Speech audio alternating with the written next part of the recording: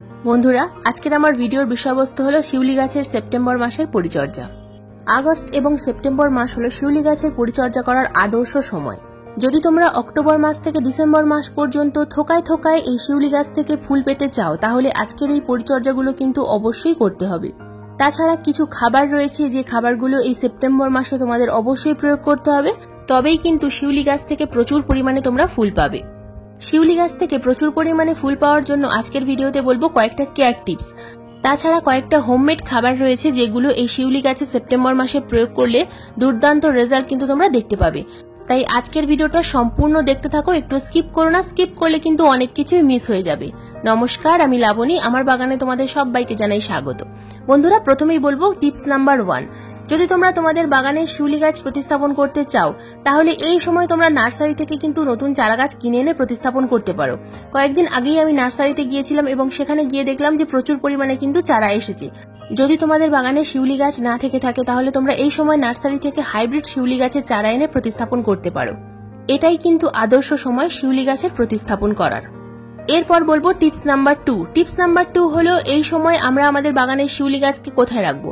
শিউলি গাছ কিন্তু ফুল সানলাইটের গাছ, ফুল সানলাইট ভীষণ ভালোবাসে। তাই এই সময় সূর্যালোকে রাখতে হবে শিউলি গাছকে, তবেই কিন্তু শিউলি গাছে প্রচুর পরিমাণে কুঁড়ি আসবে।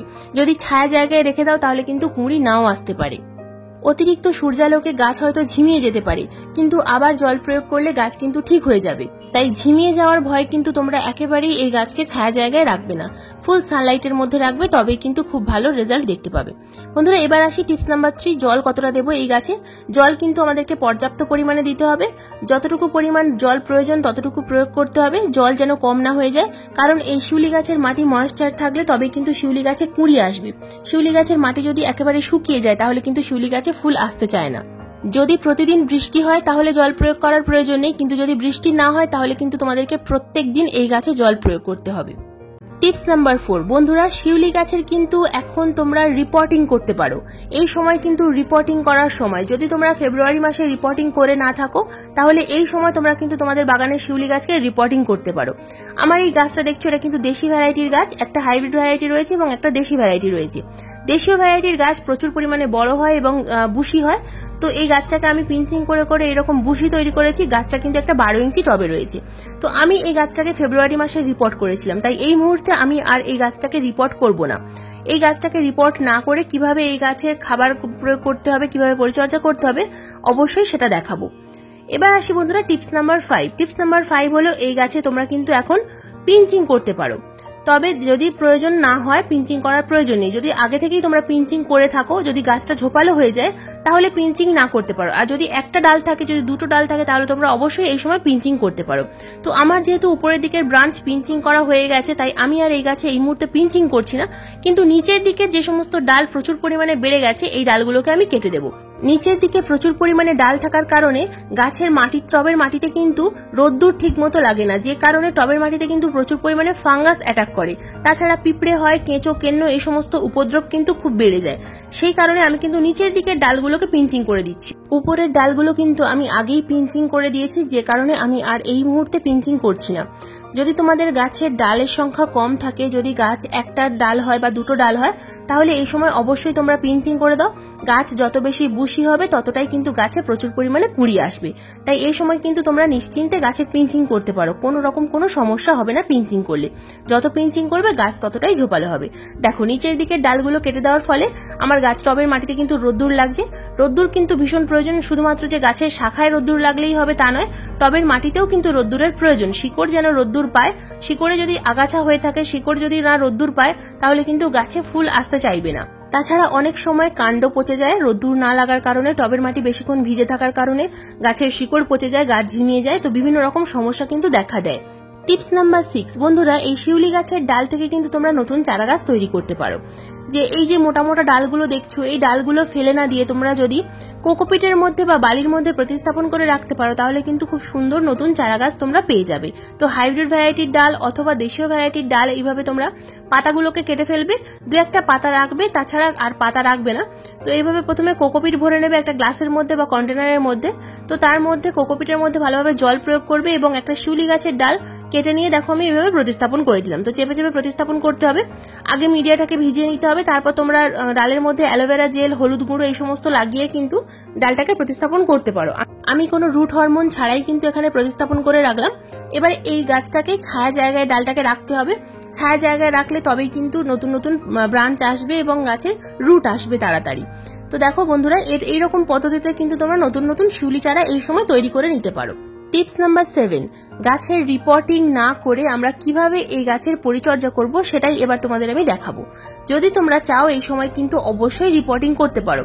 যদি ছোট টবে থাকে তাহলে তোমরা বড় টবে শিফট করবে, আর যদি বড় টবে থাকে তাহলে সামান্য পরিমাণ রুট কাটাই ছাটাই করে তোমরা কিন্তু গাছটাকে প্রতিস্থাপন করতে পারো। মাটি এবং সমপরিমাণ ভার্মিকম্পোস্ট মিশিয়ে একটা মিডিয়া তৈরি করে গাছটাকে রিপোর্ট করে দিতে পারো।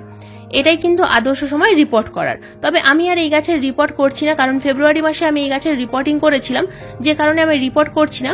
তো আমি রিপোর্ট না করে গাছের মাটিটা কিছুটা পরিমাণ আমি এখান থেকে তুলে নেব। তো অনেকটা কিন্তু রুট কেটে যাবে, তো কোনো রকম কোনো চিন্তা নেই, রুট কেটে যাবে, আবার নতুন রুট কিন্তু তৈরি হয়ে যাবে। কারণ শিউলি গাছের এটাই গ্রোথের সময়। তাই শিউলি গাছের গ্রোথের সময় আমরা যদি রুট কেটেও ফেলি তাহলে আবার নতুন রুট কিন্তু কয়েকদিনের মধ্যেই তৈরি হয়ে যাবে। উপরের রুটগুলো হলো ফিডার রুট। ফিডার রুট কিন্তু খুব তাড়াতাড়ি তৈরি হয়ে যায়। তো দেখো আমি কিন্তু বেশ কিছুটা পরিমাণ মাটি এখান থেকে তুলে নিয়েছি। দেখো এখানে একটা গ্যাপ তৈরি করে নিয়েছি, অনেকটা মাটি তুলে নিয়েছি। তো এই জায়গায় আমি কি দিয়ে পূরণ করব? একটা খাবার আমি এখানে প্রয়োগ করব, যে খাবার দিয়ে কিন্তু আমি এই মিডিয়াটা এখানে ভর্তি করে দেব এবং এই জায়গাটা পূরণ করব। তো কি কি খাবার আমি এখানে নেব সেটাই তোমাদের এবার দেখিয়ে দেবো। দেখো সেপ্টেম্বর মাসের প্রথমেই কিন্তু শিউলি গাছে এই খাবারটাই তোমাদেরকে প্রয়োগ করতে হবে, তবেই কিন্তু খুব ভালো রেজাল্ট দেখতে পাবে। তো প্রথমেই আমি নিয়ে নিয়েছি একটা 12 ইঞ্চি টবের জন্য 500 গ্রাম ভার্মি কম্পোস্ট। বন্ধুরা তোমরা এখানে ভার্মি কম্পোস্টের পরিবর্তে 1 বছরের পুরনো গোবর সার নিতে পারো, তবে ভালো মানের গোবর সার অথবা ভার্মি কম্পোস্ট কিন্তু একটু দেখে নেবে। এরপর আমি নিয়ে নেব 1 মুঠো পরিমাণ নিমখোল। যেহেতু টবের সাইজটা বড় সেই কারণে আমি কিন্তু এখানে 1 মুঠো পরিমাণ নিমখোল নিলাম। এরপর যেটা নেব সেটা হলো পাকা কলার খোসার গুঁড়ো। বন্ধুরা এখানে 1 মুঠো পরিমাণ আমি নিয়ে নিয়েছি পাকা কলার খোসার গুঁড়ো, 5 চামচ মতো রয়েছে এখানে। তো পাকা কলার খোসার গুঁড়ো যদি না থাকে সেক্ষেত্রে তোমরা পাকা কলার খোসাকে 2-3 দিন একটু রোদ্দুরে দিয়ে তারপর একটু হালকা শুকিয়ে গেলে তারপর সেই শুকনো কলার খোসাগুলোকে টুকরো টুকরো করে নিয়ে কিন্তু এখানে মিশিয়ে দিতে পারো। এরপর যে উপাদানটা দেবো এটা হলো কফি। বন্ধুরা কফির পরিবর্তে তোমরা কিন্তু এখানে 1 চামচ পরিমাণ চা পাতাও নিতে পারো। তো কফি আমি এখানে দিয়ে দেবো 1/2 চামচ পরিমাণ।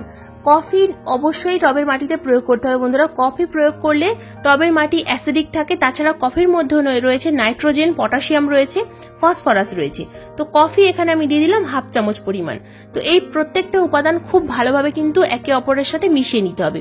ভালোভাবে মিশিয়ে নিয়ে তবেই কিন্তু আমরা টবের মধ্যে প্রয়োগ করতে পারবো। যে গ্যাপটা আমি তৈরি করেছি সেই গ্যাপের মধ্যেই কিন্তু এই সমস্ত উপকরণটা আমরা প্রয়োগ করব। ভার্মি কম্পোস্ট অথবা গোবর সার, পাকা কলার খোসার গুঁড়ো, নিমখোল এবং কফি পাউডার, এই 4টে উপাদান এই সেপ্টেম্বর মাসের প্রথমেই তোমরা প্রয়োগ করো, খুব ভালো রেজাল্ট দেখতে পাবে। গাছে কিন্তু অবশ্যই তোমাদের ফুল আসবে। তো এর আগের বছরও আমি কিন্তু এই পাকা কলার খোসা প্রয়োগ করা তোমাদের দেখিয়েছিলাম এবং গাছে কিন্তু প্রচুর পরিমাণে কুঁড়ি এসেছিল। তো দেখো আমি কিন্তু সমস্ত উপাদান একসাথে মিশিয়ে নিয়ে টবের যে গ্যাপ আমি তৈরি করেছিলাম এই গ্যাপের মধ্যে প্রয়োগ করলাম এবং সম্পূর্ণ জায়গাটা আমি কিন্তু ভর্তি করে দিলাম। এবার প্রয়োগ করব জল, ভরপুর মাত্রায় জল প্রয়োগ করতে হবে। গাছে যেহেতু টবের মাটি শুকিয়ে গেছিল যে কারণে আমি খাবারটা প্রয়োগ করতে পারলাম, তো টবের মাটি শুকিয়ে যাওয়ার পর তোমাদেরকে কিন্তু এই খাবারটা প্রয়োগ করতে হবে এবং ভরপুর মাত্রায় জল প্রয়োগ করতে হবে। বন্ধুরা এবার আসি যে 12 মাসে শিউলি গাছটা রয়েছে, এই শিউলি গাছে আমরা এই সময় সেপ্টেম্বর মাসে কি খাবার প্রয়োগ করব। 12 মাসে শিউলি গাছে কিন্তু প্রায় এপ্রিল মাস থেকেই ফুল ফোটা শুরু হয়ে গেছে, তো এখনো পর্যন্ত কিন্তু ফুল আসছে। তো এটা একটা 8 ইঞ্চি টব বন্ধুরা। এটা আমি প্রথমে যখন চারাটা কিনে এনেছিলাম 6 ইঞ্চি টবে রেখেছিলাম। 6 ইঞ্চি টব থেকে আমি 8 ইঞ্চি টবে কিন্তু শিফট করেছি বর্ষার সময়। তো এবার আমি এই গাছে দেখো কি খাবার প্রয়োগ করব। খাবার প্রয়োগ করার আগে আমি ভালোভাবে কিন্তু মাটিটাকে একটু খুশে নিচ্ছি এবং যদি কোনো আগাছা থাকে সেই আগাছাকে কিন্তু তুলে ফেলতে হবে। এই সময় কিন্তু টবের মাটিতে একেবারেই কোনো রকম কোনো আগাছা রাখা যাবে না। তো এবার আমি কতটুকু খাবার এই 8 ইঞ্চি টবে প্রয়োগ করব সেটাও তোমাদের আমি দেখিয়ে দিচ্ছি। এখানে নিয়ে নিয়েছি আমি 250 গ্রাম পরিমাণ ভার্মি কম্পোস্ট, 1 মুঠোর থেকে সামান্য কম নিমখোল অর্থাৎ 2 থেকে 3 চামচ পরিমাণ নিমখোল নিয়েছি। এরপর নিয়ে নেব বন্ধুরা এখানে আমি পাকা কলার খোসার গুঁড়ো 3 চামচ পরিমাণ, একটু কম পরিমাণে নিতে হবে কারণ টবের সাইজ যেহেতু ছোট। এরপর নিয়ে নেব আমি 1/2 চামচ পরিমাণ কফি। তো কফিটা 1/2 চামচ পরিমাণই রাখতে হবে। তো এই সমস্ত উপাদান খুব ভালোভাবে মিশিয়ে নিয়েছি এবং এই 8 ইঞ্চি টবে ঠিক একই রকম ভাবে কিন্তু আমি এখানে প্রয়োগ করব। আমার যেহেতু 8 ইঞ্চি টবের মধ্যে সামান্য জায়গা ছিল, তাই আমি কিন্তু এখান থেকে আর মাটি তুলে নিলাম না। তো তোমাদের যদি জায়গা কম থাকে তাহলে সামান্য পরিমাণ মাটি উপর থেকে তুলে নেবে এবং তারপর এই খাবারটা এখানে প্রয়োগ করবে। তো এই সেপ্টেম্বর মাসের প্রথমে অবশ্যই এই খাবারটা প্রয়োগ করো এবং খাবার প্রয়োগ করার পর যদি দেখো যে বৃষ্টি হতে পারে তাহলে গাছটাকে একটু শেডের মধ্যে রাখবে। আর যদি না শেডের মধ্যে রাখতে পারো কোনো অসুবিধা নেই, গাছটাকে ওপেন জায়গায় রেখে দেবে। যদি ছোট টব হয় তাহলে শেডের মধ্যে রাখবে, একদিন পর তোমরা গাছটাকে একটু ওপেন জায়গায় রাখবে।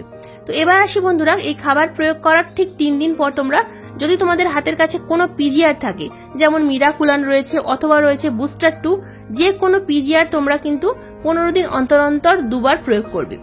যদি মিরাকুলান প্রয়োগ করো তাহলে 1 লিটার জলে 2 ml মিশিয়ে প্রয়োগ করবে। যদি বুস্টার 2 প্রয়োগ করো তাহলে 1 লিটার জলে 1 ফোঁটা মিশিয়ে গাছের পাতায় খুব ভালোভাবে স্প্রে করে দেবে। আর যদি এই পিজিআর না থাকে তাহলে বন্ধুরা এই বায়োভিটা এক্স সিউইড এক্সট্রাক্ট, বায়োভিটা এক্স এর পরিবর্তে তোমরা যে কোনো সিউইড এক্সট্রাক্ট কিন্তু প্রয়োগ করতে পারো।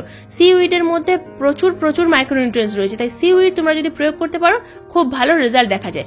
বন্ধুরা এছাড়াও গাছের পাতা কিন্তু প্রচুর পরিমাণে পোকায় খেয়ে নেয়, পাতা ফুটো ফুটো করে দেয়।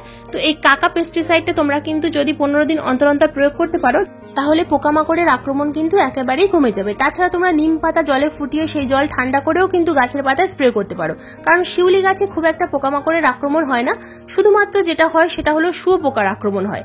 তো যদি খুব বেশি শুয়োপোকার আক্রমণ হয় তাহলে তোমরা কিন্তু এখানে প্রফেক্ট সুপার ইউজ করতে পারো। প্রফেক্ট সুপার কিন্তু লেদা পোকা বা শুয়োপোকার জন্য খুব ভালো কাজ করে। 1 লিটার জলে 1 ml মিশিয়ে 15 দিন অন্তর অন্তর ঠিক সন্ধ্যাবেলা স্প্রে করবে। শিউলি গাছে কোনো রকম কোনো সমস্যা কিন্তু থাকবে না। তো বন্ধুরা এই ছিল আমার সেপ্টেম্বর মাসের শিউলি গাছের গুরুত্বপূর্ণ পরিচর্যা। যে পরিচর্যার কথা বললাম এগুলো পরিচর্যাগুলো করো এবং যে খাবার প্রয়োগ করার কথা বললাম এই খাবারগুলো প্রয়োগ করো। যদি রিপোর্টিং করার প্রয়োজন পড়ে তাহলে রিপোর্টিং করো, যদি হালকা প্রুনিং করার প্রয়োজন পড়ে তাহলে অবশ্যই হালকা প্রুনিং করো। তাহলে তোমাদের গাছ কিন্তু ঝোপালো তৈরি হবে এবং গাছে প্রচুর পরিমাণে থোকায় থোকায় শিউলি ফুল আসবে। বন্ধুরা আজকের ভিডিও এই পর্যন্তই। যদি ভিডিও সংক্রান্ত কোনো প্রশ্ন থাকে অবশ্যই কমেন্ট বক্সে কমেন্ট করবে, আমি যথাযথ উত্তর দেওয়ার চেষ্টা করব। ভিডিওটা কেমন লাগলো অবশ্যই কমেন্ট করে জানাবে। যদি ভালো লাগে একটা লাইক করো, শেয়ার করো, হাইপ করো। চ্যানেলে নতুন বন্ধু হয়ে থাকলে চ্যানেলটাকে সাবস্ক্রাইব করে পাশের বেল আইকনটা প্রেস করে দিও। আজকের ভিডিওটা সম্পূর্ণ দেখার জন্য তোমাদের সবাইকে জানাই অসংখ্য ধন্যবাদ।